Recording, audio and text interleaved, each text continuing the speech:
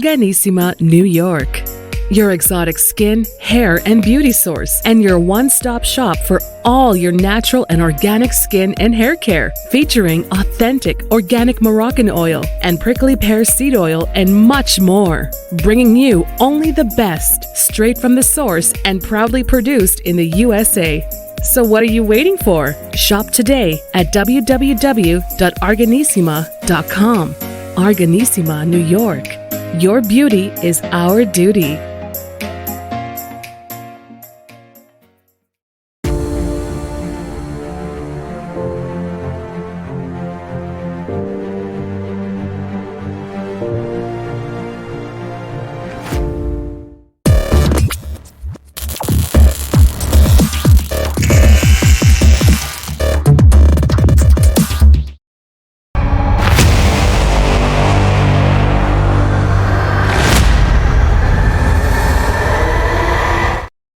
Folks, welcome back to the iHealth channel, iHealth Radio, with your host, Hurricane H. New day, new show, new guest, a spin on things, a very important topic that we have not yet tackled or covered on the channel. And we've covered, like almost sisters or brothers or family members of this topic. We've talked about arts and healing, arts and health. We've talked about dancing and, in the worlds of health and fitness and wellness. But we have not talked about something that can almost connects to both, which is music. Music is another form of really a resource for people to heal. And with me today, a musician, an author, who has actually been doing this for years and has impacted lives. And not only has impacted lives, he has testimonials of people that actually have literally written him real messages about how his music contributed to their mental, physical, and so on and so forth. But today, our guest is going to share with us that story. Also, he's an author of a book, and we're going to talk about the story of the book, what inspired him, the name, so on and so forth. So with me today, Dave Combs, all the way from North Carolina. Hello, Dave. Welcome to the show. Hurricane, it's great to be here. It's good to spend an evening chatting with somebody who's interested in music and everything health related, and we're just going to explore the topic tonight and have a good time. That's it. Well, it's a music. I think everybody loves music, right? Well, I hope so. I know it's funny. You walk in, you hear a tune, and everybody starts moving. Doesn't matter what kind of level of music it is. Either it mellows you down or gets you hyper. One way or the other, it gets to you. So, yep, that's right. Many people use it at night to just kind of wind down and relax. Many people use it for work, so it keeps them, connected. We see music at, artists actually using music to actually, inspire them. We've seen people working out to music. So it's all kind of stuff, right? Now, I know you're a pianist, right? Is that the only music you play, or you have other instruments that you actually play? Primarily the piano, the keyboard. That's my main instrument. I strum a guitar, but I would not call myself a guitarist. But I know how to play a C chord, an F chord, and G chord on a guitar. Yes, but my instrument is the piano primarily. Well, it looks like a traditional piano, which means you play some real traditional, comfortable music, right?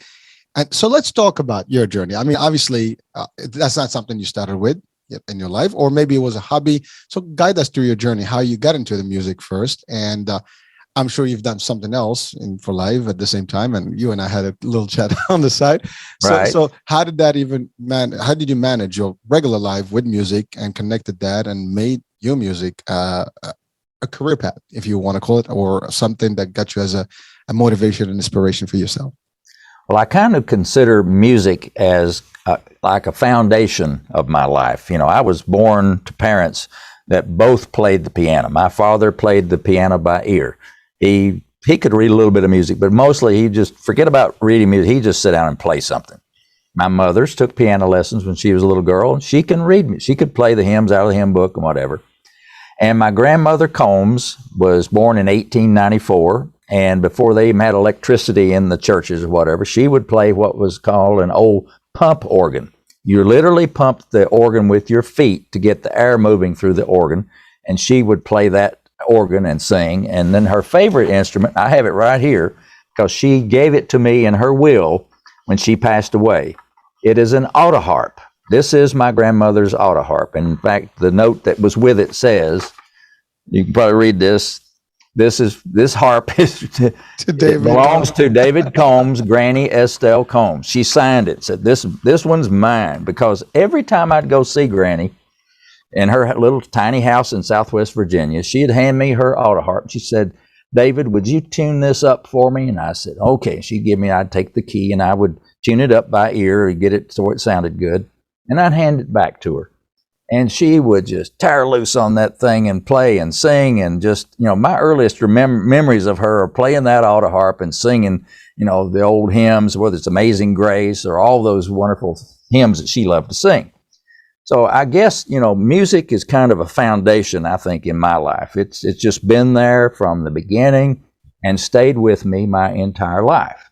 Now, in my professional career, I graduated from high school and went on to college. I was a math major, a physics minor, and I worked in the computer center for 4 years, learning how to program computers. And my first and only corporate job out of college was with a company called Western Electric, which was a subsidiary of the Bell system. And they made all the telephone equipment in the whole country back then. And my job was a computer programmer. But they didn't even call it an IT or anything. It was just, I was a computer programmer. But all my career, staying with Western Electric, which later became AT&T, was in the technology field. So I guess you could call me kind of a techie kind of person. I love technology, still do, but my music was always there, as I said, kind of as an underbed under everything I did. And so I would come home from work at a busy day at the office. Thing I would do to relax is something that almost every musician I know does, and that's sit down at their instrument. Mine, in my case, was the piano, and I play something. Or when you're playing the piano or playing a guitar or playing whatever it is that you play, I think it just takes you to another place. You can relax. The stress level in your life just goes, comes on down. Things kind of slow down and you feel better. And so for me, all my life, music was my stress reducer. It was just that way. Well, I'd been working for Western Electric for, I guess, about 11, 12 years. And I was 33 years old. This was in 1981. I came home from work one day and I sat down at my piano and I started playing this song.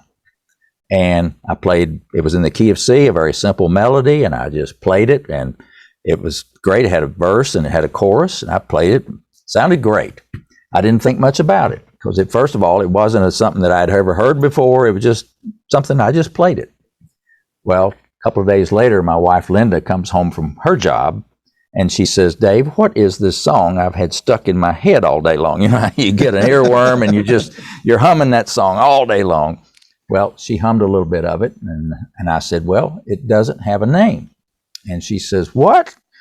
She said, you play it on the piano all the time. I said, yeah, but it's just something I made up. It doesn't have a name. And she got all excited. She says, well, have you written it down? I said, well, no, I've got it up here. I'm not going to forget it. She says, nope, you got to write that down. Something might happen to you, and that song would be gone. So sure enough, I said, okay, I will. And I just happened to have right here in my hand, this is what I wrote down. This is the song. It doesn't even have a title. It's just a simple melody in the key of C. And I wrote the chords and the melody line down on a piece of music manuscript and put it in the piano bench, played it every now and then. We tried to think of a name for it. Nothing we came up with. 2 years later, some good friends of ours have a little baby girl named Rachel. And they asked me and Linda to be her godparents. Okay, so we're sitting there at little Rachel's christening service in this little country church, just us and the family and the minister. And at the front of the church is this beautiful baby grand piano sitting right in the middle of the platform. And so toward the end of the service, after hearing the minister saying all these wonderful words of blessings about little Rachel, I punched Linda and I said, hey, what do you think about me playing this song now as part of the service? It just seems like the perfect place for it. Okay, so I went up and asked the family and the minister if it'd be okay if I played the song on the piano. Sure. So I walked over to the piano, sat down, started playing this song. Sounded beautiful. The church wasn't full, so it was a good echo sound through this fairly empty church, and sounded wonderful. And then toward the end of the song, I hear this clearing their throat and little sniffles here and there, and I noticed that my eyes were starting to leak a little bit too, and it was a very touching, emotional experience. And when I finished playing the song, I looked over at little Rachel in the arms of her mother, and I said, from now on, this song will be called Rachel's Song in her honor.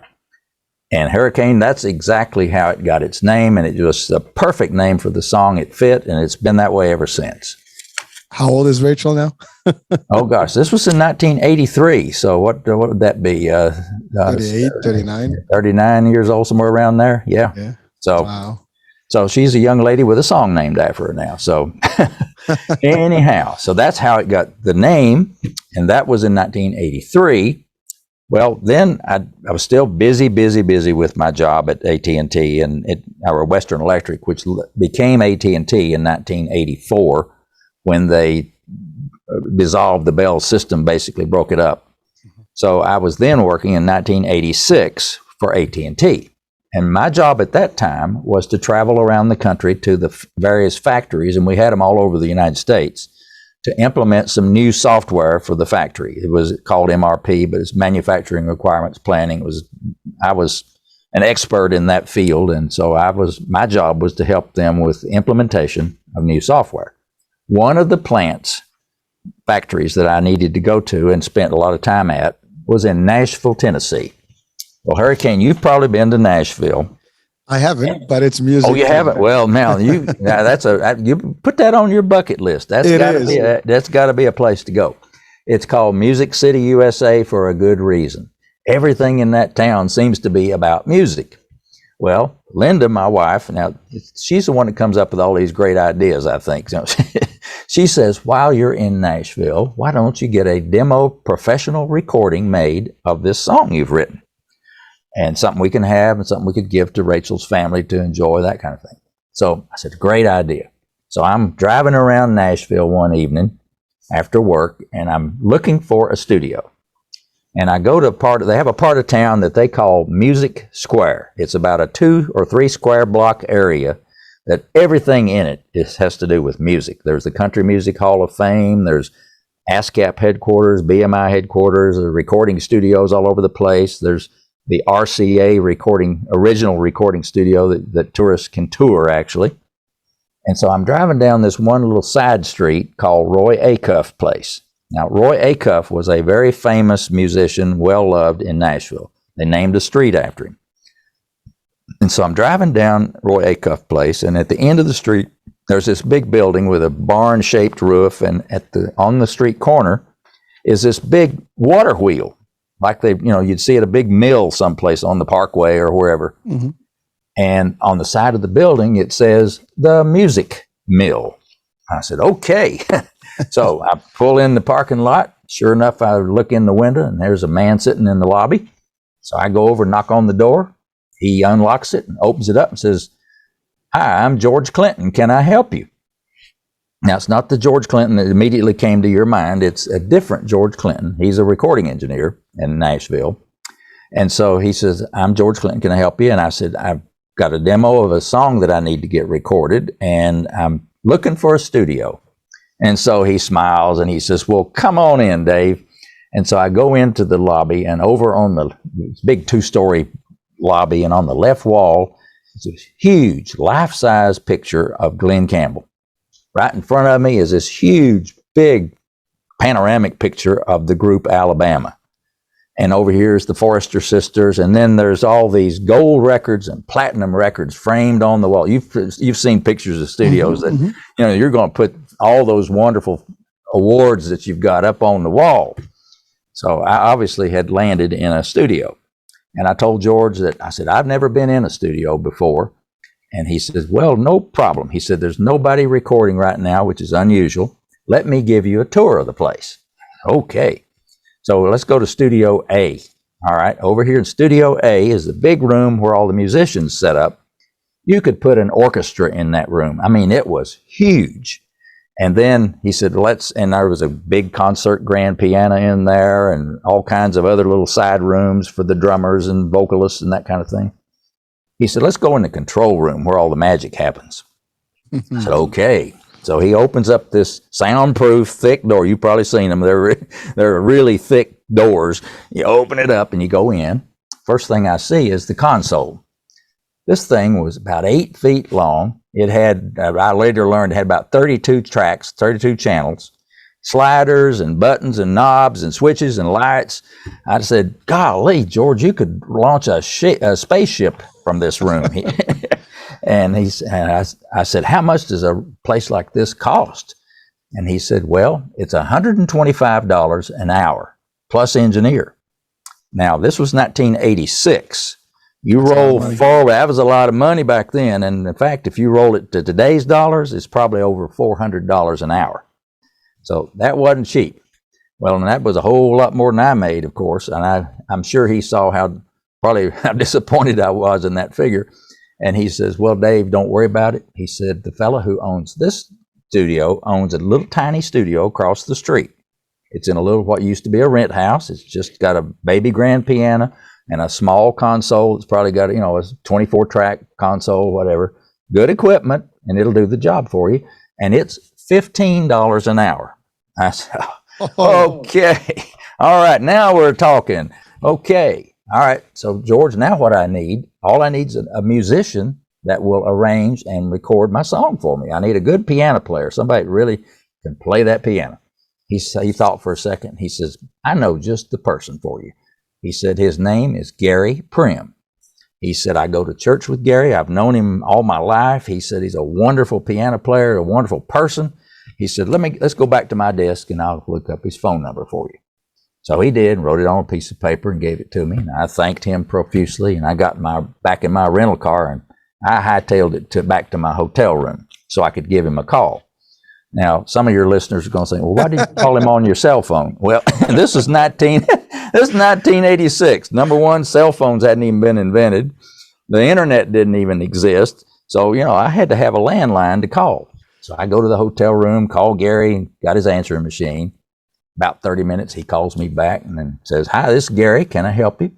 I said, yeah. I told him what I needed about the song and everything. I said, what do I need to send you to do this? And he said, just send me a recording of you playing it so I'll know what it sounds like, sort of, and send me a lead sheet. I said, okay. What's a lead sheet? I had no idea what he was talking about. And, of course, I do now, but it's kind of silly now, but I didn't know what it was. It turns out, he says, well, it's pretty simple. It's just the melody and the chords written out on a piece of paper. Well, I said, I've got that. I just didn't know to call it a lead sheet. So when I got back home, I made a copy of that piece of paper, that one exactly right there, and sent it along with a tape recording of me playing the song. And on August the 20th, a couple of weeks later, August the 22nd, 1986, at 6 p.m., I met Gary at this little tiny studio in Nashville across from the Music Mill. Gary comes walking in with his Yamaha DX7 analog synthesizer under his arm and comes in, and he's a mighty friendly fellow. We just hit it off immediately, just instant friends. So he sets up in the music room part of where the little baby grand piano is, and I'm in the control room with the engineer. Pretty soon, Gary's warmed up on the piano. He said, all right, I'm ready. Let's do this thing. So the engineer pushes record on the recording machine, and then Gary starts playing.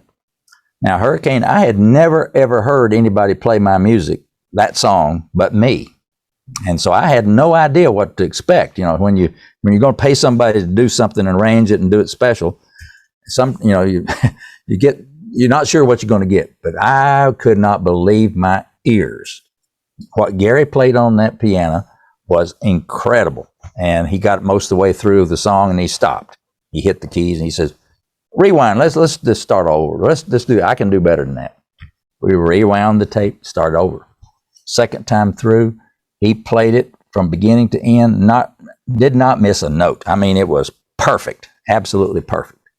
And if he'd have stopped right there, I would have been as happy as I could be because it was better than anything I could have imagined. But Gary says, no, I'm not done yet. He says, I'm going to do something special with this song. He said, I think I'm going to add some electric piano sound on top of the acoustic piano. I'm going to double those. He called it doubling.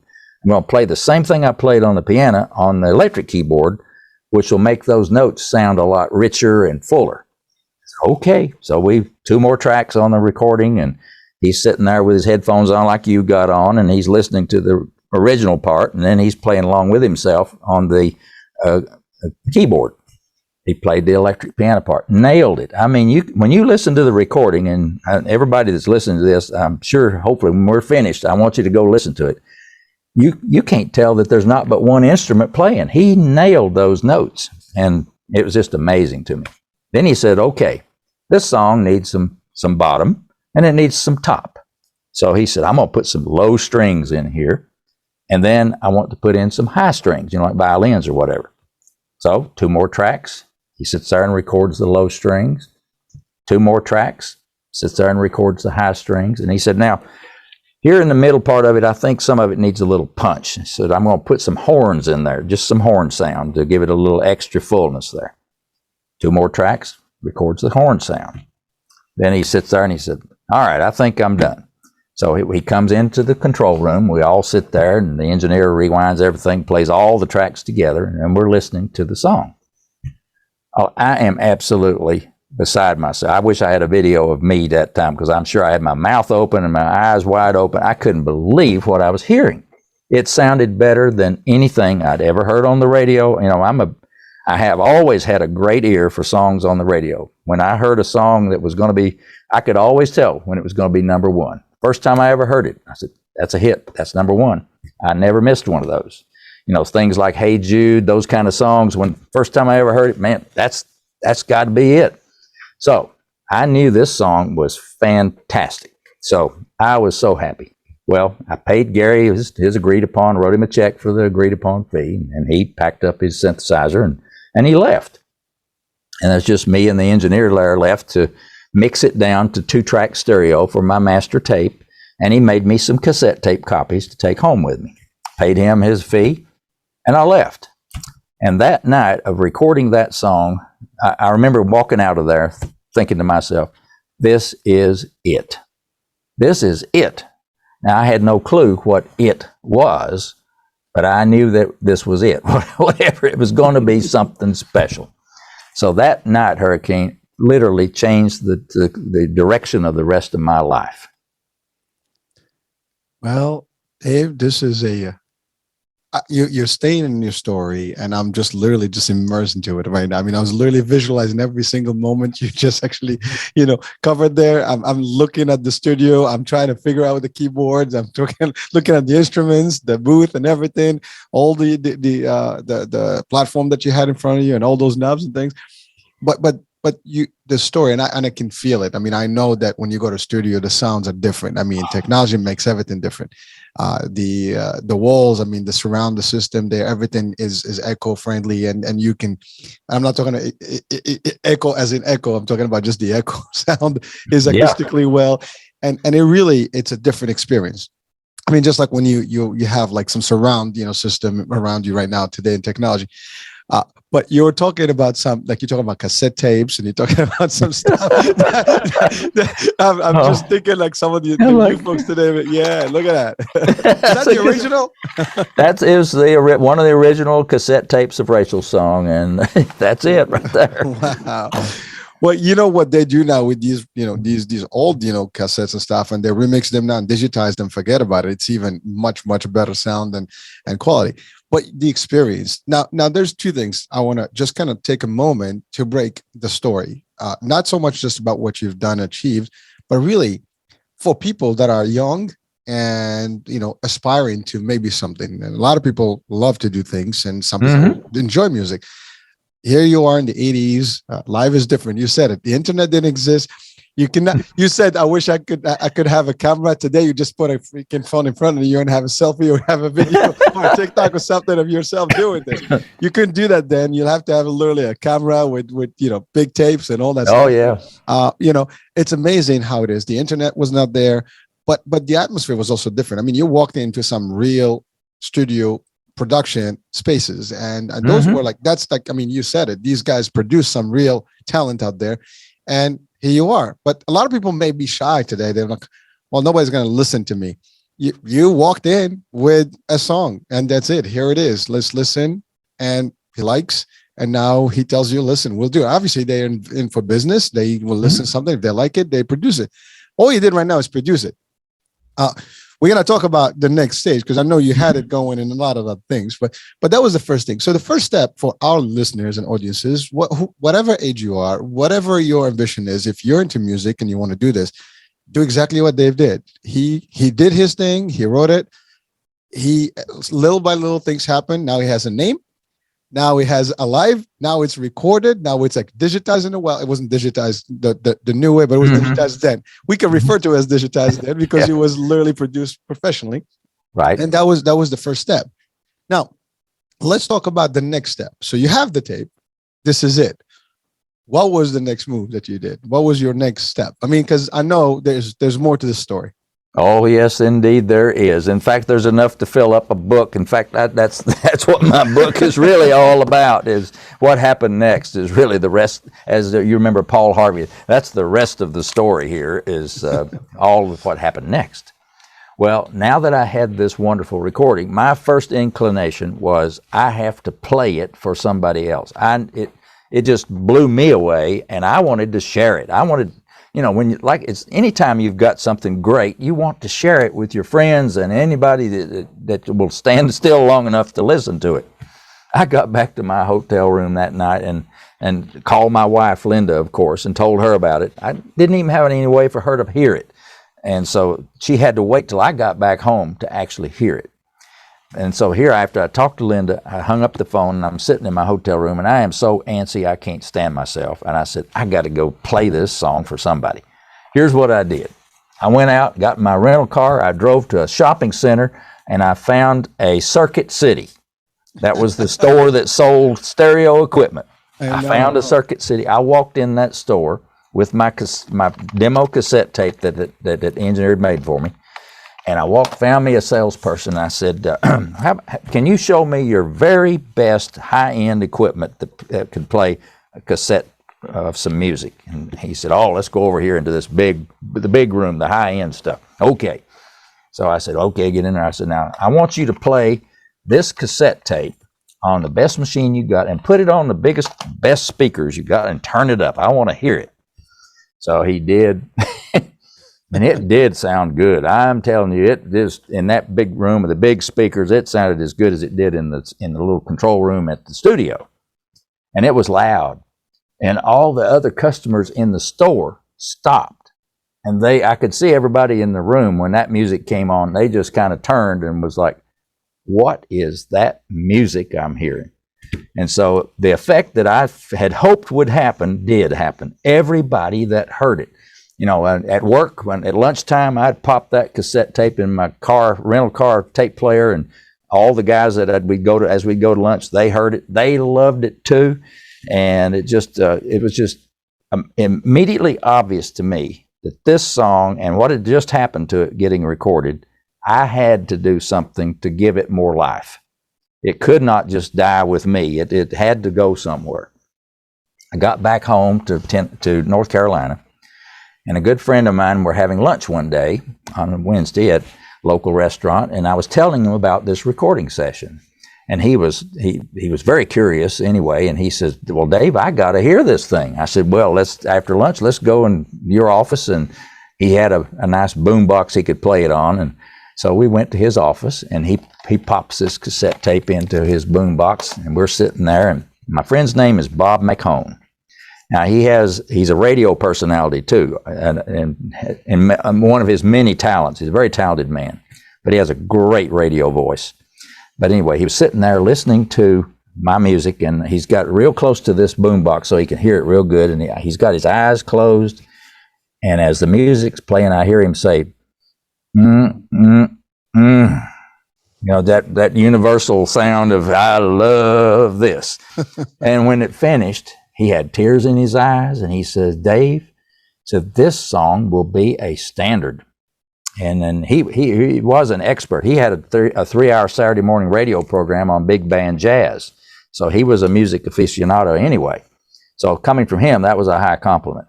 He said, Dave, you got to let me play this song on my radio program. I said, okay, Bob, but all I have is this one reel-to-reel master tape copy of it. That's all there is. He said, I'll take good care of it. Don't worry about it. So I loaned him my master tape. Took it to the radio station. They made a copy of it, put it on what they called a cart. It looked like an old 8-track tape thing. Made a copy of it that they could play on the radio. And that Saturday morning, Bob, my friend Bob McCone, announced that he was going to interrupt his normal programming to play Rachel's song. And he gave it a marvelous introduction. And I have a recording of it because I had my tape recorder turned on the recording it off the radio. And so he played it. And I thought, wow. And that was the first time I'd ever heard my music played on the radio ever. That was quite an experience in and of itself.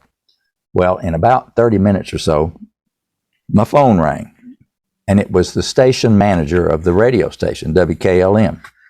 And he said, Dave, he said, I've been in radio for over 20 years. And he said, I've never had anything like this happen before. He said, when Bob played Rachel's song on the radio, our phone bank, and he said, we got about 12 or 15 phone lines that people can call in on. He said, they all lit up instantly. He said, everybody wanted to know, what was that song you just played? Would you play that again? What? Tell me more about Rachel's. Tell me more about this Combs guy in Winston-Salem. He said, man, he said, you got something here. He said, you got to do something with this song.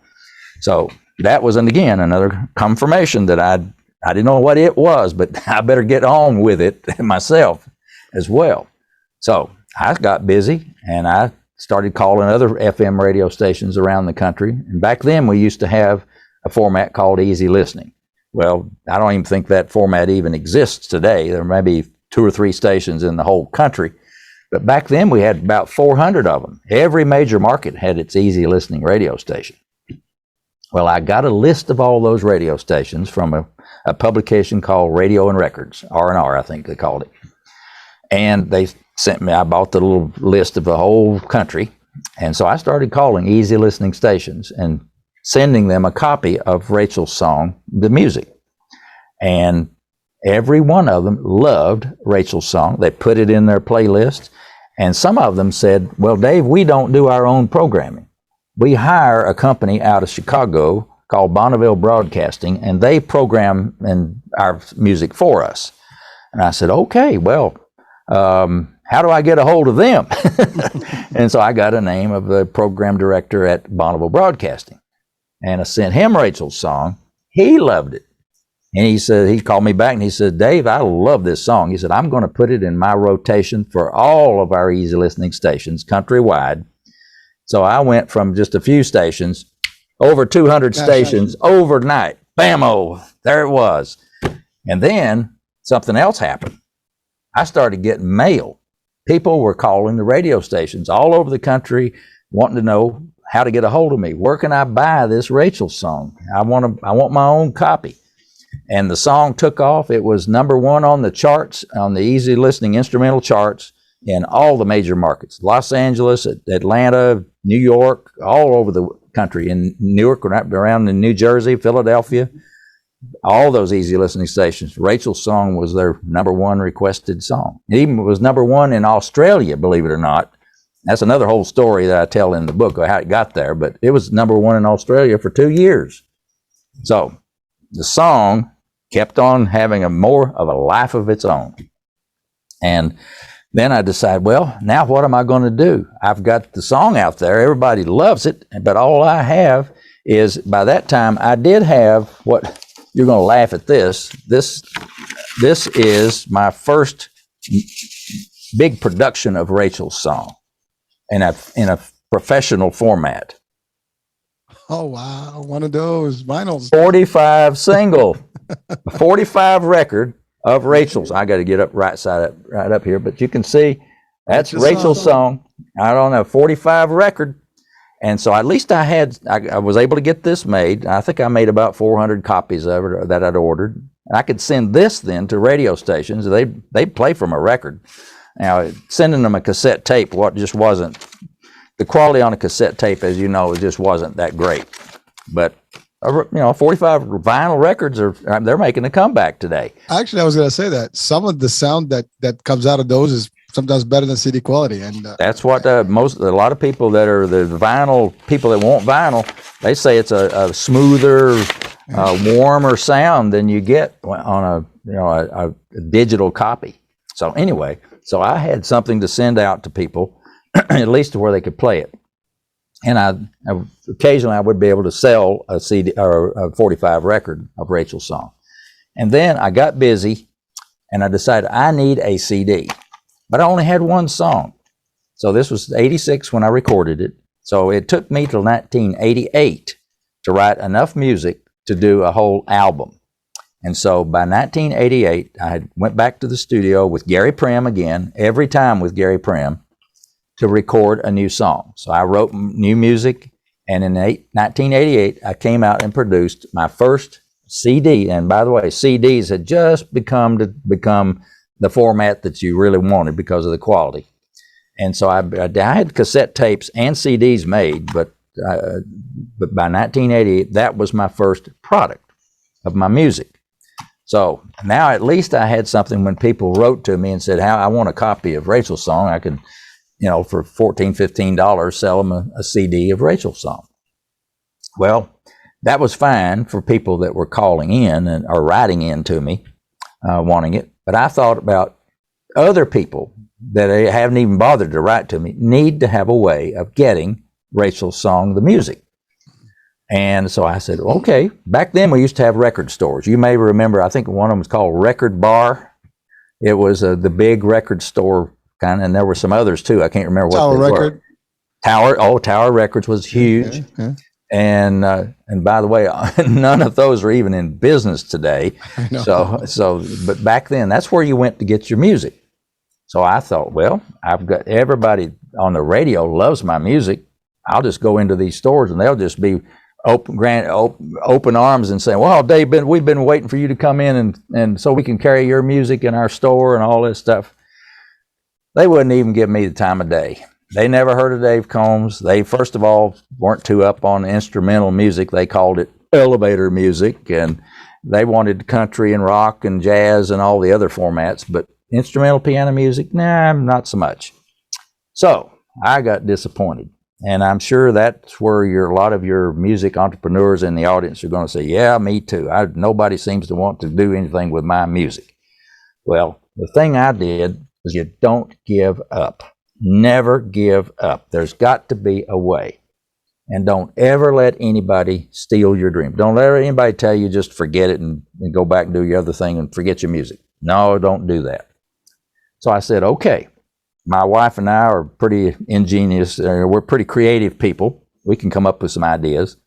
We decided, well, how do people hear music? Where are all the places people can hear music?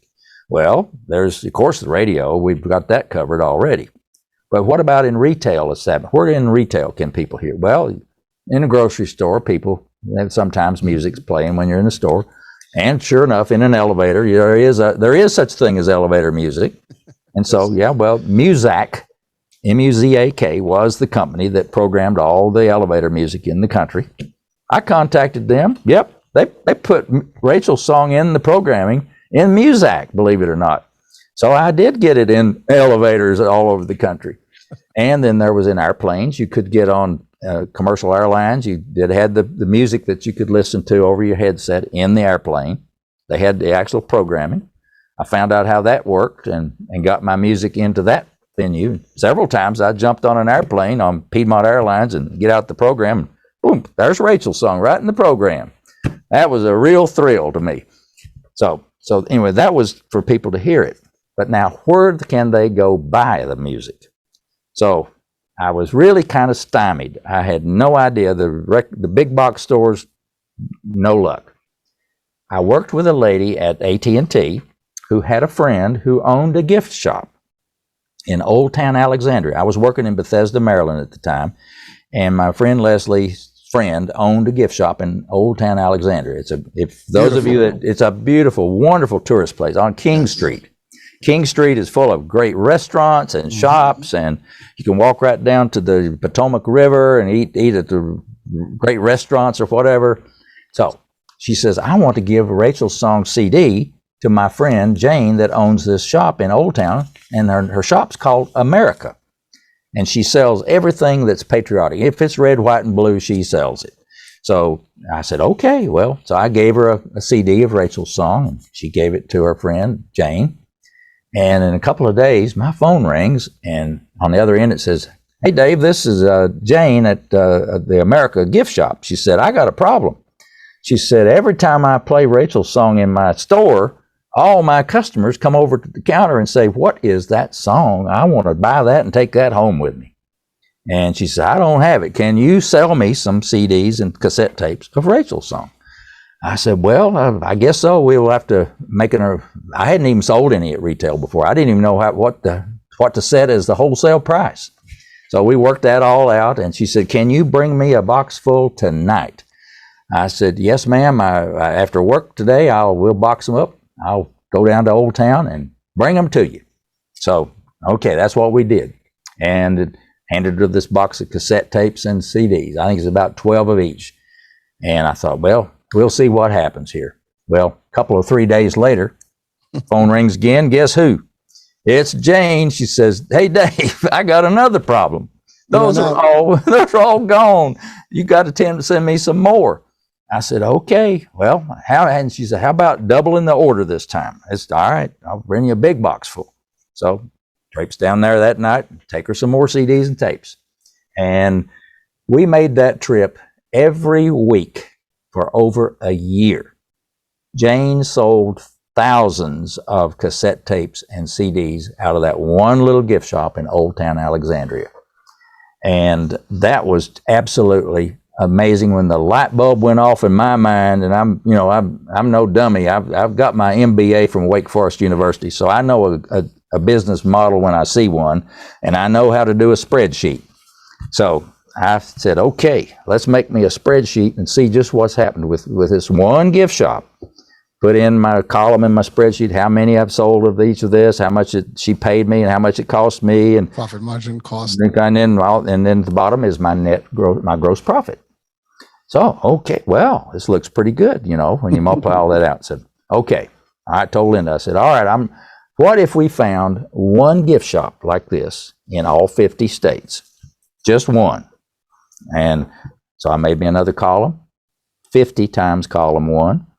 And whoa, bottom line numbers looking mighty good. Okay. And I said, okay, let's not get greedy, but this is a big country, lots of gift shops. Let's just do 5 gift shops per state, total of 250 in the whole country. Column 3 is 250 times column 1. Get all the numbers added up, and the computer just automatically adds it right up.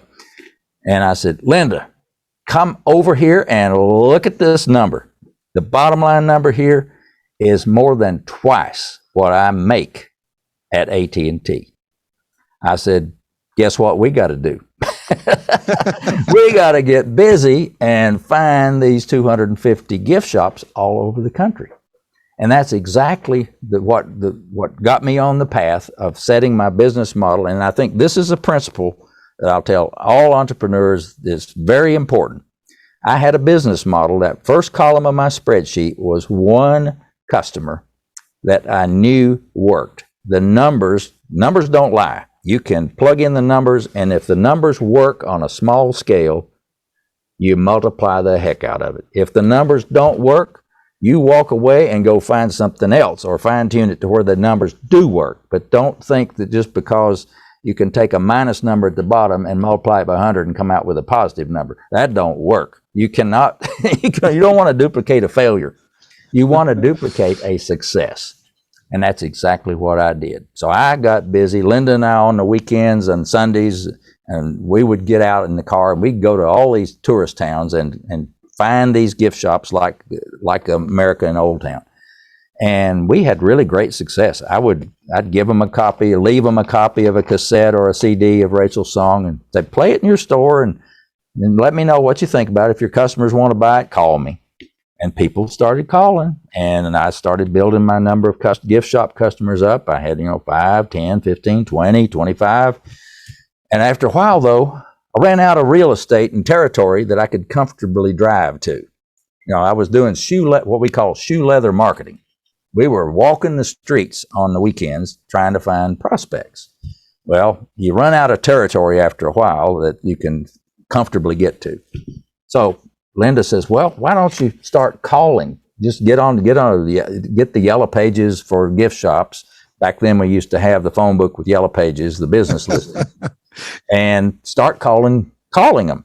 I said, okay, I'll do that. And we lived in the D.C. area, so I went to the Library of Congress in downtown D.C. They had a room that had every phone book in the United States. Literally, it was a room of phone books. So I would go and I would pull a phone book of a town I wanted to get, go to the yellow pages, and Xerox copy the gift shops numbers, the pages. Take all those copies home, and I'd get on the phone all weekend, calling all those gift shops. And here's what I would say. I can tell you, I said it so many thousands of times, I probably said it in my sleep. Do you sell any cassette tapes of the music that you play in your store? And I'd wait for an answer. They'd either say, well, no, we don't play music. Well, thank you very much. Bye. Hang up. Or, yeah, we play music, but we don't sell it. And then I would launch into, well, do you ever have anybody ask about the music? And then it's, well, no, oh, thank you very much. Hang up. But if they got interested in saying, well, some people do ask, and then I'd give them a sales pitch about, well, let me send you some music and let you see what you think. So over the weekend, I would make hundreds and hundreds of phone calls.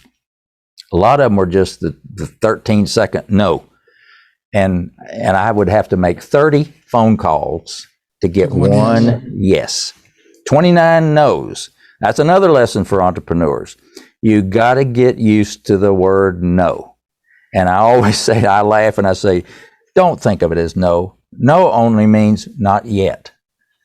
No means not yet. So anyhow, so I didn't get discouraged at that, but it was kind of a lot of work to get one out of 30 phone calls. So I got to thinking, there's got to be a smarter way to do this. There's got to be a better hit rate than 1 in 30. And what I realized, where my customers, I was having success, was in tourist towns, just like Old Town Alexandria. I'm familiar with North Carolina, where we have Blowing Rock, North Carolina, up in the mountains. It's a beautiful tourist town. Gatlinburg, Tennessee. Almost everybody knows about Gatlinburg, Tennessee. And in New Jersey, I know there are some great little tourist towns in the rural parts of New Jersey. There may still be a rural part left, I don't know. But there are some tourist places that people like to go. But I didn't know where those were. And so I thought, well, I got to figure out how to call just the tourist towns. And I said, well, how do I know where the tourist towns are in Oregon or Mississippi or Kansas? I've never been there, so I don't know. And I would call the Chambers of Commerce, and I went to the Department of Commerce in D.C. and asked them, do you have a listing of tourist towns? Nope, we don't have anything like that. We didn't have Google, or you didn't have the internet, so I couldn't do any online research. I had to rely on telephone and that kind of thing. So I thought, well, this is just not working this way. I've got to figure this out. And then I had an epiphany. I said, okay, what are the characteristics of a tourist town? You only need 2 pieces of data. That's all I need. How many gift shops are in this little town? First of all, it's probably going to be a little town. How many gift shops are there? Like Gatlinburg, Tennessee, there's probably, 85 or 100 gift shops in that town. How many people actually live permanently in the town? Probably not very many. Maybe, 2,000 or 3,000 people in Gatlinburg. Well, there's no way in the world 2,000 or 3,000 people can support 85 gift shops, right? Mm-hmm. Which automatically says they got to have their customers coming from out of town.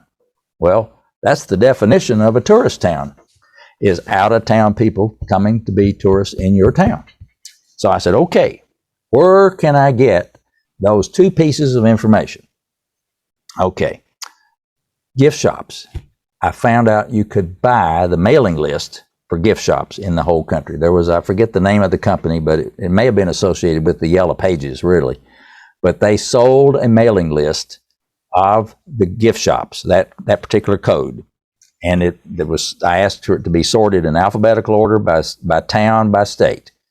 They sent me a computer printout. The thing was about 4 inches thick, big wide computer paper. Now, today we would have downloaded it as a file on the computer, and you'd had it just like that. No, and I think I paid about $250 for this thing. It was a lot of money, but I had a listing of printout of all 75,000 gift shops in the whole country, by state, by town, by state. I went through that printout. I counted every town. I counted how many is in this town, and I made me a spreadsheet with the city, state, and how many gift shops were in my spreadsheet for every one of them. That took me a long time. Today you could have done it mechanically somehow or other, but back then I counted them manually. Had my spreadsheet there.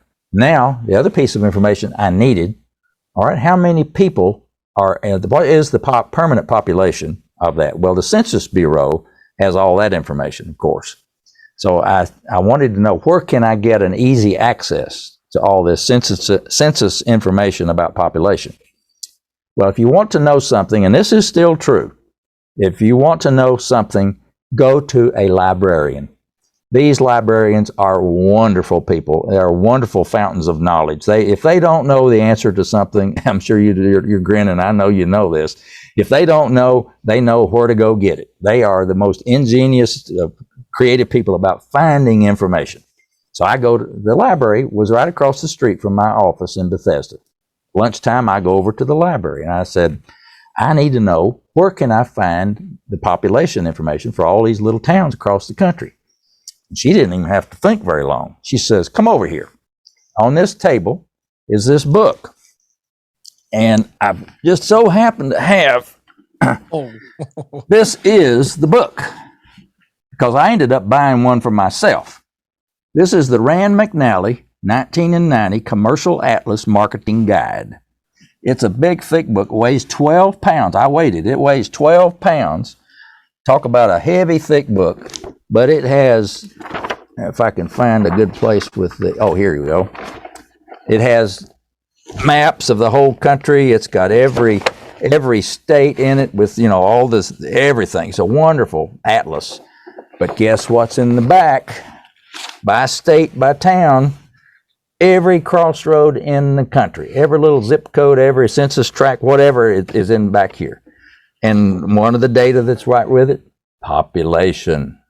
So I bought one of these books. I think I paid about $125 way back then for this book, but boy, was it worth it. When I had this book, I spent hours looking up the population and putting that in my database, in my spreadsheet.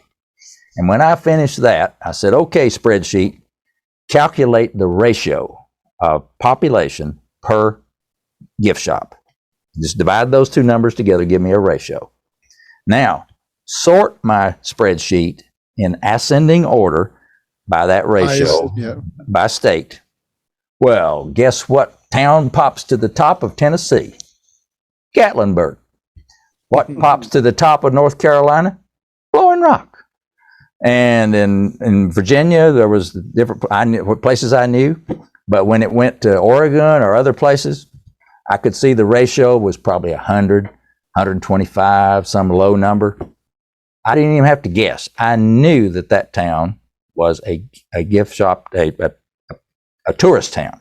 I started calling just those from the top down on the East Coast. I'd start on the East Coast and work my way to the West on a weekend. Start calling just the top numbers. My hit rate went from 1 in 30 to 1 in 3 or 4 or 5.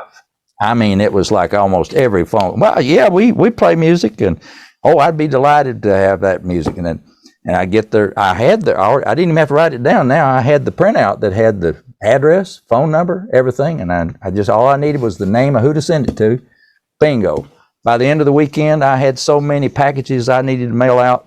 I'd have to make 2 trips to the post office because my car wouldn't hold all the packages that I had to mail on Monday. And that's how I went from a handful of gift shops to over 1,000 gift shops eventually over the whole country. Now, I know that was a long story to tell it, but that is, to me, that was just such a dynamic change in how I changed my marketing plan to be a more smart and more targeted marketing, and it worked. It worked. And by 1992, I was able to quit my job at AT&T and go to do my music full time from that point forward. All right, hold on. I gotta take a deep breath here. Hold on.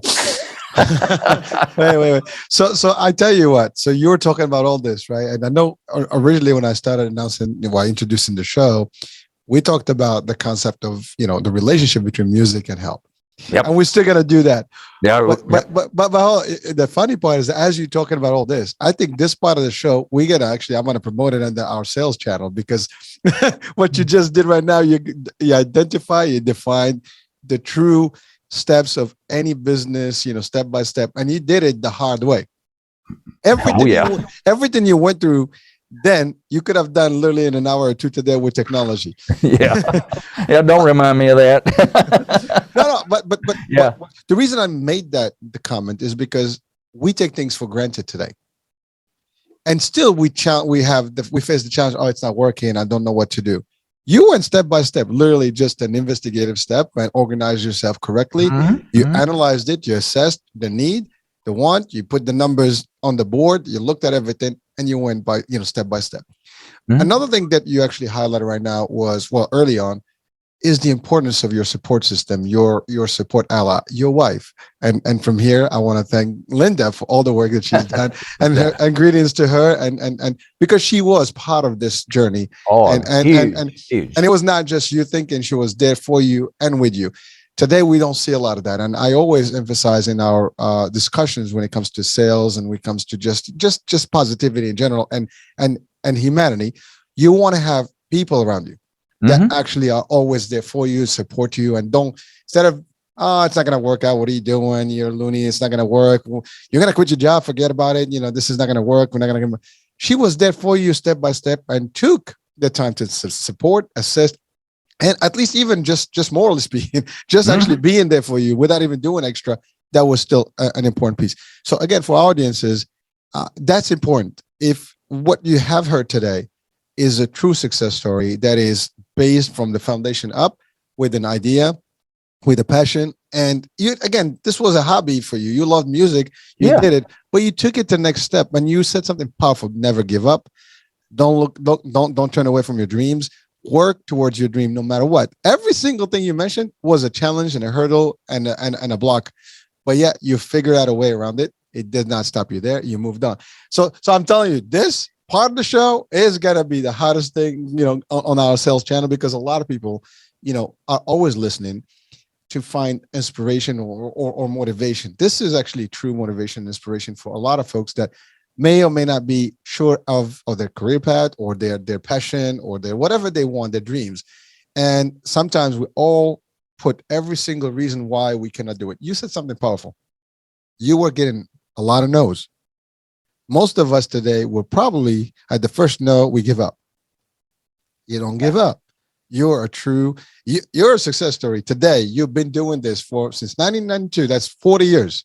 30 years, I'm sorry. 30 years. You've been actually literally working, quit your job and did exactly what you loved. But it took from 86 to 92. That's about a decent amount. 6 years. 6 years of hard work. But that hard work was not in vain. You took every single step, and you had patience. You were organized. You would never give up. You were always innovative and creative. And these are all the traits of true success. Now, you did have a good background in your business education and all the stuff. Sure. But today, it's available. People can listen to this and just take it for what it's worth. This is worth, 2 years of education right now, crammed in about 10 or 15 minutes of a discussion. But really, those are the key notes, talking about music, key notes, of what you need to do to make it happen. It's not rocket science. No, it's work. It is not. This is not something, when you want your dream to come true, you don't just think about a dream and keep dreaming. You got to take action. You got to take the necessary step. So I literally, you got into my passion, which is sales and motivation and inspiration. So I had to actually tap into that one. But you give it all in, and you were really giving the advice from your heart, and based on your own true experiences, and everything you did, makes you who you are today, and gave you the career path and the life you wanted. Because this is beautiful. And by the way, that's the other thing. It started so small. It was a few notes on a paper that you just played, and you didn't even have a name for it. It took a couple of years to get a name for it. Yeah, right.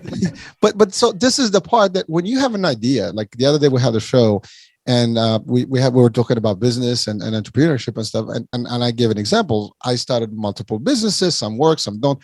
Some people always ask the question, well, why you're doing all this stuff for what? Well, first of all, I use them as projects, and every one of them has its own merits, and let's see where it goes. I just keep pushing. That's it. And for everyone, you can have one, you can have 10. It doesn't matter. Just keep at it. Know your path. Look, you did everything. You went to libraries. You don't even need that now. You can Google stuff, as you said. You went to the Library of Congress. You printed those. I know those stackable, print sheets that they used to have with those those original printers. And you get this big stack. I got labels from the state back in days the same way. And that's the thing. So it was all the hard stuff with minor, tools. Today, the tools that we have, we could do this in no time. You can Google everything. You can search by data. You can print stuff. You can download, as you said, files, Excels, PDFs, you name it. You have it. Technology, you're talking about, you had reels. You had to make copies. You had to create stuff. You had to walk into the stores and introduce yourself. Now you can do this digitally. I mean, you can send an MP3 file of one of those files. Yeah. So today, folks, if you're listening and watching and you have a dream, whether it's music or anything else, pursue it. There's plenty of stuff out there that you can do. You can make the journey. But know one thing, it won't be easy. Don't give up. Accept the no's. And that part of, like, to your point, is not yet. You're still working. You're getting there. Make it happen. It's just going to happen. It's just the next one. And take the ones as your positive. So when you get the yes, that's it. So don't think about how many no's you had. Think how many yeses you get. That's another way to look at it, right? And that's where your positivity comes in. But you will, if you did this, you will succeed. You are a true inspiration in front of us today. That did that. You had, by the way, you did have a good career. I don't know your background, so you did have a nice little rank. You were out there doing your thing. But that was your passion, and you kept up with it. And yeah, it took time. It didn't spin out overnight, but every day got you closer to your dream. And when you get to the point, when you get to that final moment, aha, I'm done. I can make more than I make here, and I can do the life I want. I can have the lifespan I need. I can have the lifestyle that I want. I can enjoy my life. I can produce more music, and that's it. Now, that being said, we did all this. You started your career path. Well, you stopped your career path, but your journey with music and just producing music. And then now you went to the book or books. So let's talk about that. And by the way, although we had an hour, I think we're just going to extend this. So I am enjoying this. So we went to the book. Now the book is the summary of all the story, like from the beginning to the end. Yeah. We almost it's a book of all those little short stories, I call it, but of my journey. I spent a lot of time, and I tried to make it as immersive as I could. I wanted, when you read the book, I wanted you to be in the studio with me. I wanted you to hear the sound. I want you to kind of see the equipment. If you smell that equipment, I want you to physically almost be there with me. And I really tried hard to put that in my book, because so many of what my stories are really personal, and I don't want it to be a dry read where you're just reading a bunch of facts. No, these are stories of my real life, and the path that took me. It wasn't a straight line from A to B. It was a lot of zigs and zags, but we got there, and the stories are in there. Dave, I have to say, I haven't read your book, just listened to you for this hour. This is a true inspiration for a film or movie scenario. I mean, this could be a good literally book to build some sort of a movie out there about the story of Dave, or it could be just a fictitious name with something that's based on reality, because you do have, it could be an entrepreneur, kind of movie base. It could be a success movie. It could be just a passion about music. It could be a lot of stuff. I mean, the name itself, Touched by Music, Yeah. could be literally, a movie name and a big one. And I'm sure that the story behind it, I mean, a good, I guess, producer or director, movie director will probably spin this thing so much and make it so impressive with people. So maybe this is your next one. Maybe so. That would be that would be an amazing turn of events, wouldn't it? Well, listen, people are listening to the show today. Hey, if you are a producer, or movie or director or a script writer, and you're looking for something, if you're a script writer, you want to write it, but somebody out there, if you touch this book and you can hear the story, it's definitely touching. It can reach out a lot of people, and it can be entertaining as well as motivational. Hey, fire away, call Dave, right? That's right. Yeah, we already have the theme song for the movie already recorded. I love that. That's actually perfect. Well, you're right. I mean, that could be the song of the movie. So Touched by Music, that is the name of the book. And that's really the story. I mean, you were touched by music to start with, and then through since you were a child, basically from your grandparents, you had that already installed, your parents also. So it was something that you lived with all your life, and you're still doing it. I love that piano behind you. I'm assuming that's a picture of, that's a real thing, or that's a picture? That's my real Steinway back here, except this is a picture of my, but All right. The real piano is upstairs. How old is that thing? I mean, that was a classical. It is a Steinway that I bought brand new in 1991, the month before we moved back to North Carolina from Maryland. Linda and I both quit our jobs, or she quit her job, and I moved with AT&T back to North Carolina because my wife's mother had Alzheimer's, and my wife was needing to come and take care of her and take some relief off from her for her father. And so we moved our careers back to North Carolina. And by that time, though, I had promised myself I was not going to buy. I always wanted a Steinway grand piano, because the piano that I had that I wrote Rachel's song on was a 100-year-old Knabe. Knabe is the brand, made in Baltimore, Maryland. And it was I looked up the serial number. It was made in 1875. So it was over 100 years old. Would not hold its tune very well. Had a great sound, though. It was the sound is what I wrote Rachel's song on.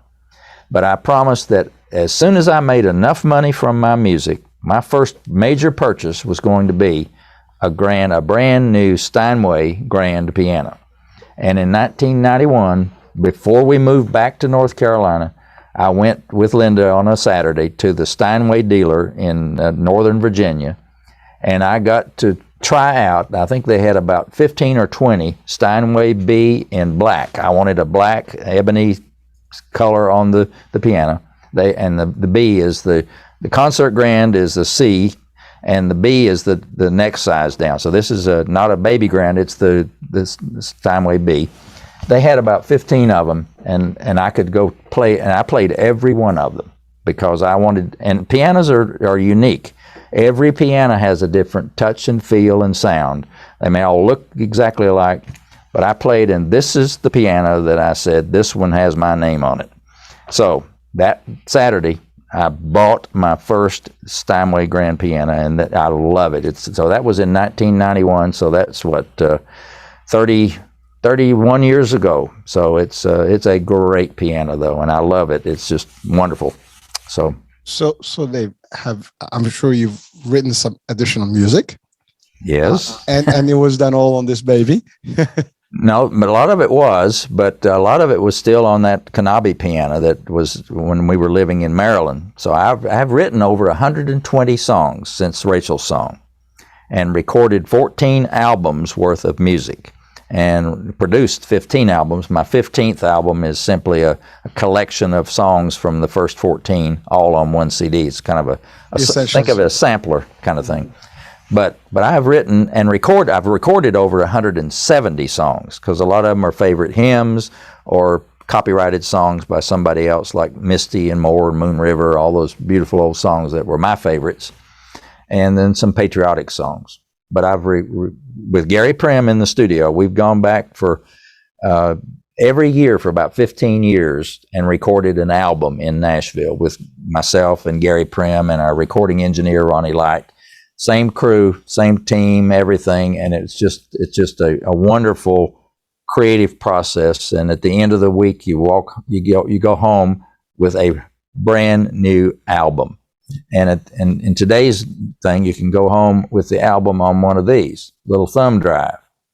Back then, you had to come home with this is a 2-inch recording tape in this box that will only hold 13 minutes of music.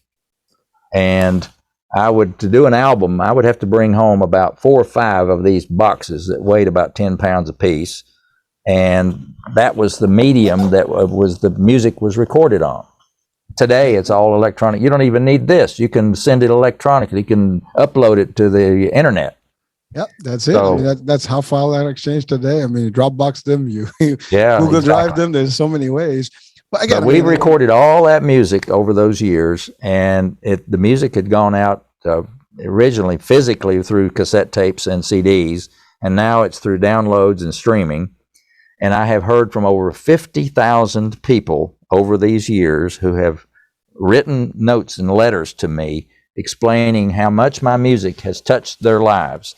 And that was really the impetus for me writing my book. Was in chapter 21 of my book, I put about 22 pages of selected quotes and notes from people about my music in here. And you better get your box of Kleenex out when you read that chapter. Some of them are really touching stories. I mean, really touching.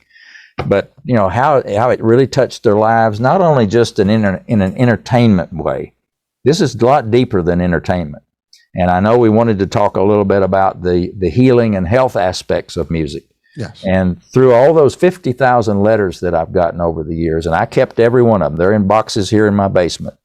And anytime I want to be inspired, I just pull out a box and start reading those letters. But many of those were people pouring their heart and soul out about how my music brought them out of a depression and credited my music, for example, in some cases with saving their life. They were, I guess, about to commit suicide or whatever, but they decided not to because of listening to my music. I've had people who were alcoholics that basically said my music, when they played my music, allowed them to finally get a good night's sleep. Apparently, insomnia or restlessness is a real serious side effect of alcoholism. And this one lady I remember wrote and said that your music basically has enabled me to stay sober all these years because it did that so much for me. And there's people that write about, stress reduction and little kids in a kindergarten the teacher would put on my music to play, and she said they all just curl up on their little blankies and just go to sleep. So it's stories that were, I know they're anecdotal stories about this, but the effect of music on people of all ages is powerful. I all my life, and I'm sure all of yours, when you want to have a certain impact on yourself, you can put on your headset and put on your favorite music. It'll take you to wherever you want to go. If you want to be upbeat, you can put on some really good upbeat music. But if you want to be chilled out, you put on some nice, either classical or some really slow, wonderful, slow jazz or something. It will take you to a whole different place. And so this health and a therapeutic value of the music is really, really powerful. And that's what I have so much, the reason I wrote my book was I knew that those stories about the power of the music to affect and touch people's lives is so important that I wanted to tell that story, and that's what I put in my book.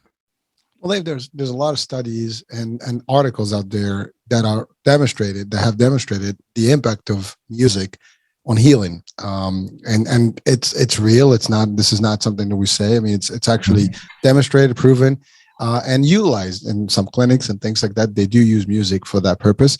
And the healing process, or at least the outcomes, are much higher than without using it. And to your point, it varies.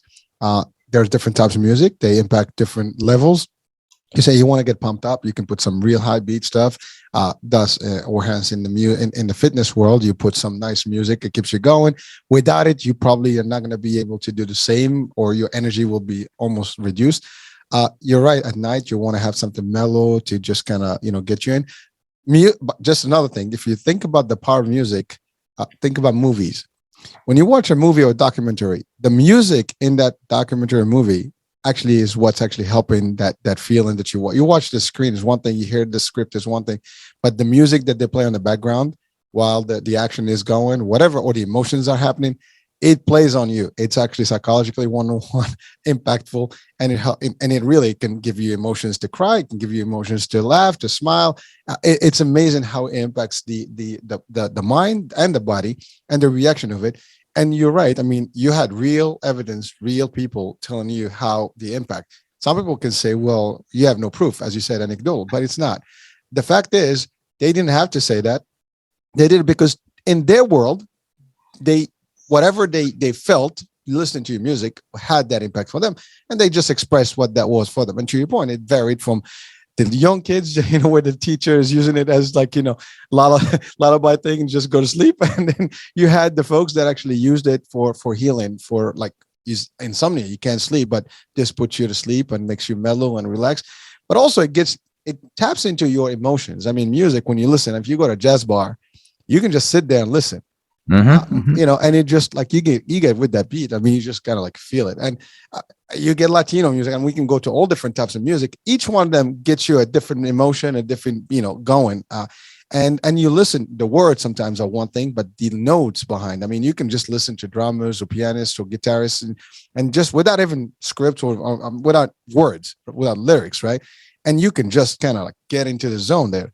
So music's levels, or music in general, whatever types they are, they all have different impact on our health, and mental and physical, as I said, and they do work. It's not even this is not a hoax, it's real. My question to you, did you perform any of this live, ever? I mean, is that something that you've done? I have on occasion played. I still play Rachel's song. That song, I play it a lot. In fact, I'm playing it next Tuesday at the funeral of a very dear friend of mine. It was her favorite song, and she, practically on her deathbed, asked me, would you play Rachel's song at my funeral? And of course, I said I would.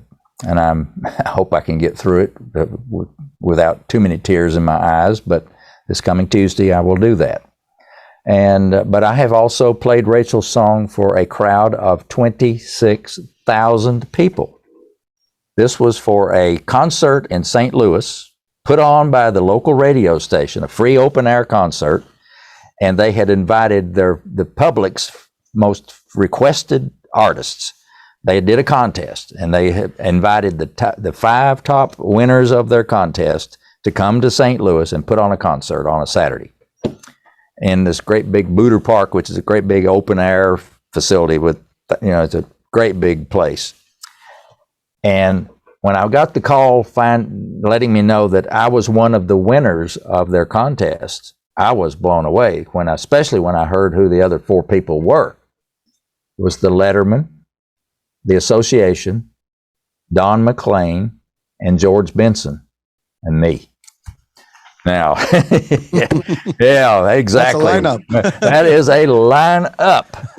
And I'll never forget that day. This was in 1989, and they flew us out to St. Louis, put us up in the hotel, limoed us out to the place, and over the weekend I got to know each of the Lettermen, who became friends of ours. We still today keep up with the Lettermen. They're wonderful people. We love to go and see them and reminisce about our time together in St. Louis. But that was a thrill to sit there on a stage with a concert 9-foot Steinway piano and play with amplification for 26,000. You couldn't even see the end of the crowd. It was the people were sitting on the ground on blankets and chairs up to the stage, and all the way as far as I could see. Played Rachel's song, standing ovation, and it just blew me away. So, and I stood there but they had an autograph tent set up for us, And my table was right next to the letterman's table and then the association and whatever. And I stood there with me and the letterman. We signed autographs for 4 hours. People had driven to St. Louis from Chicago and Minneapolis, all over the Midwest, just to hear me play Rachel's song. That blew me away. So yes, I have performed it, and that's I guess that'll be the high water mark forever for me of playing my music for a live audience. But that was fabulous. So thank you for that. I know that is an experience, because standing on a concert, stage is no picnic, and especially for that kind of crowd, that's huge. I mean, I had a couple of opportunities where I had to stand in a similar situation. I'm not a performer, but for just to do it was actually a raffle, and an announcement of winners and stuff. But it is, a very big, element. Big deal. Because we were the sponsor for a concert, exactly, and so we had to go there and announce, get them in, get them hyper, and you get the screams and everything. So it was it was rough. It was rough. So I can tell you, it's. But I wanted to just share with you something personal. Okay, sure. One of the people that influenced me the most in my life as a young person, right in college, during an internship, was a pianist. Really? Yeah. Someone that almost kind of got me geared up in the positivity mode, or like the setting of the goals and having, your dreams and go for them. It was a retired pianist, French. He was retired, from France, and he lived in Morocco. And he was at a hotel, which was it was a very upscale hotel, and he was the actual pianist there. And I was doing an internship there, and we became friends. And for about 2 months, I was there, and every day he was teaching me live, things, and telling me, about things and how to maneuver my life going forward. And even him, and I hope he's still alive, because we lost, touch. It's been a long time, but he did almost describe a little bit my path. And today I can see a lot of stuff that he said. He was able to see where I could be in the future. And he was able to tell me, like, if you do this, and this is where you're going to be. And if he's alive, it happened. It did happen exactly how he actually presented it. And wonderful. I came from this. But again, I wanted to relate that to you, because again, talking about music and touching people, it can touch you in a lot of different ways. It sure can, in a lasting way. It is. And that's staying with me for life. And actually I use his pitch to me actually in trainings, and so it was just an amazing experience for me. So one additional question. Is there any musician that inspired you specifically throughout your career, or any, whether musician, any type of musician or singer or an artist in general? Well, there are several people that would fit in that category. One, I have to give credit to my high school choral teacher, who was also, when I was in elementary school, he was a traveling music teacher that would come around to all the elementary schools and teach us all these wonderful campfire songs that, that kids love to sing. And when I was in high school, he was our choral director. And if you've seen the movie Mr. Holland's Opus, he was my Mr. Holland. He took all us country kids, and he made us do some great things with music and some musical plays. And so Uncle Pat Alderman was his name. And if you go to my hometown and ask anybody there, do they remember Uncle Pat? Oh, yes, they remember Uncle Pat. And then as I began to explore my music as a piano player and as a choir director and whatever, I had another composer. His name was John W. Peterson. He was a religious composer who wrote thousands of songs. He was a prolific songwriter, and his songs were ahead of their time in terms of the structure of the music. They weren't jazz, but they were not the straight chords that were in a normal hymn that you would sing in church. His songs had a lot of modern feel to them, with using major seventh chords and other what we would call jazz chords in the song. And so I conducted all of the cantatas that he produced with the choirs that I directed. And so he was an inspiration of his music, that all the songs he wrote were just my favorite songs. And so before he passed away, I wanted to meet him in person. So in the late 90s, we were going to a wedding in Scottsdale, Arizona, and I found out that he had retired there. I wrote him a letter and asked him if there was any way that I could come and see him. I would be so honored to just meet him in person, anywhere, whatever. He wrote me back. He invited me and my wife to come to his home and spend an hour or so with him and his wife. And I got to meet John W. Peterson, and I got to play Rachel's song for Mr. Peterson on his grand piano in his living room.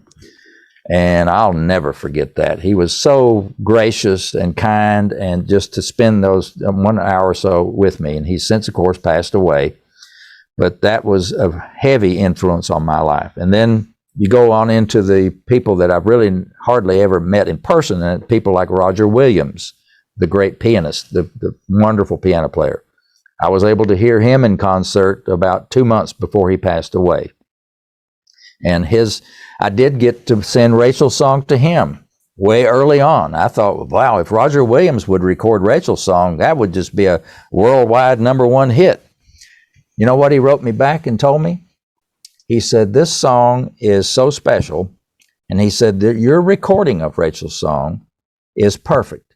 He said, I could not improve upon this. He said, if I recorded it, it would take away from what you have produced with this Rachel song. It is so special and unique.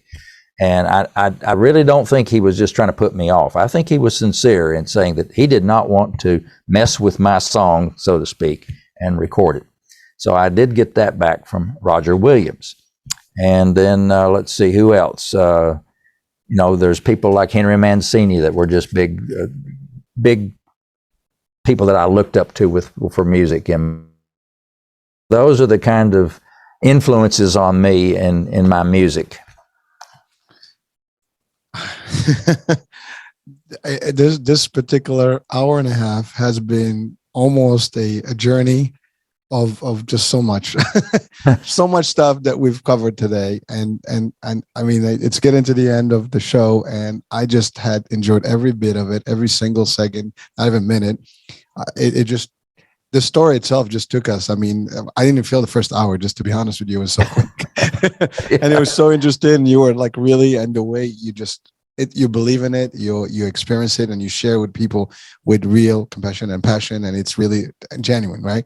And I do want for folks to really, really take and absorb as much from this show.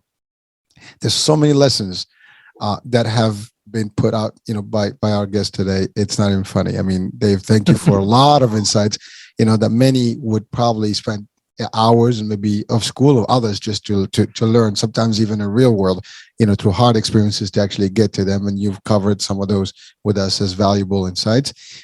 Definitely your music. And by the way, I would love to actually use, a piece of this on the show. Sure. I won't be able to do it because of the copyrights. I'm pretty sure that's going to be a challenge with some of these social media companies. Well, because on YouTube and all these other, they will, claim, they will claim copyright claim. Yeah. However, I will have it on the I'll have it on the channel and things like that, so people can actually see it. I even play it on the radio. So it is a private radio. So, but people can listen to it. And by the way, to your point earlier, like at night, I do play the easy listening, the jazz, so people can mellow down classic music, things like that. And during the day, it's everything else. Oh yeah. But I want to thank you for the opportunity to be with us and sharing your lovely story and about the book. I want to put the link to your book, to your site, to your information on the show's description, so people can actually have access to it. They can reach out to you. They can purchase the book. They can purchase the music.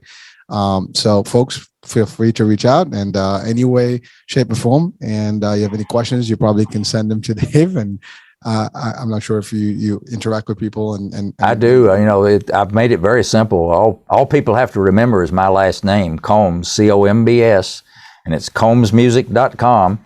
And when you get to my website page, it's very simple. On the left side of the page is my book. On the right side is my CD of Rachel's song, and with links underneath it to go to Amazon and purchase the music or the book. But in the middle of my homepage, there's a link that says Play Rachel's Song. And it's the real deal. It is that original recording that I heard on August the 22nd, 1986 in the studio. It has not been remastered, remixed, anything. That is that demo recording. And so when you hear it, you're going to hear when Gary starts playing the electric piano part. You're going to hear when the low strings come in, the high strings. You're going to hear the horns. You're going to know that, and close your eyes and just sit there with me in the studio and absorb that music. I think you'll love it. But that's right on my homepage, combsmusic.com. And I will do personally. I don't know, folks, you're listening, watching, do that. And I'll probably, play it on the radio. So at least as the show plays, it will go before it. So people can listen to it. And absolutely, that'll be part of the show's intro on the radio. It's private, so I don't have any copyright issues. So people can actually enjoy it. And again, please reach out, and get the book. I mean, is that the only book, by the way, or you have? That's my only book. That was my first book. It took a long time to write it, but and Jack Canfield wrote the foreword to my book. He has been a big supporter of me and my music. He loved Rachel's song, and he encouraged me to write the book. And he was so encouraging, he wrote the foreword to my book. So I'm deeply honored to Jack for his support of me and my music. Well, Dave, thank you. And thank you for everyone that actually helped you throughout your journey and all the stuff that Dave done for you. And thank you, Linda, for being a good, well, listen, you've been married for quite a bit. 52 years coming up. 52, yeah. So congratulations on that. And thank you. That's true relationship, that's true marriage, it's true love, and in good, bad, ugly, everything, in journey. That's the consistency, and that's also a message for our folks here. Listen, it's not easy, but it's both. You had to move because of her family. She was there for you, and all that stuff happened. So I just want to again thank her again for doing that and being there for you. Thank you. So that being said, any last words of wisdom that we want to share with our audiences? Well, I just want to personally thank you. I had I did have some idea of what this interview was going to go like, but I had no idea it was going to be this much fun and this much enjoyment to talk with you this evening. It's just been a real pleasure, and I really want to really thank you for having me on as your guest. It's been great. Well, thank you. The honor is mine. The privilege is mine. And, I'm always inspired and always can learn from folks who have gone through a success story such as yourself. And folks, I think that's the end of our show today. I hope that you enjoyed every moment of it. It is a little long, but it literally will go fast. If you listen to this, you would not even know that you're actually at the end until the end. But I have to say, I enjoyed every moment with David, and, we're friends now. We'll continue. Maybe we'll do a comeback later on and maybe discuss more stuff. Maybe we'll talk about some of the stories. I don't know. We can talk about it offline. Yep. So that being said, I'm your host, Hurricane H. Thank you for watching. Thank you for listening in. We'll be talking soon. New day, new show, new topic. Bye for now.